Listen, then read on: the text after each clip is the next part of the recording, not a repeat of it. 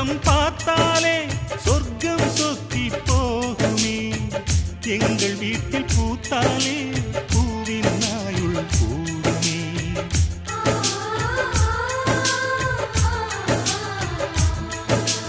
இரண்டு கண்கள் என்றாலும் பார்வை என்றும் ஒன்றுதான். உருவத்திலே தனித்தனிதான், உள்ளம் என்றும் ஒன்றுதான். ஒரு சேவல்தான் நடை காத்தது, இந்த அதிசயம் பாருங்கள்.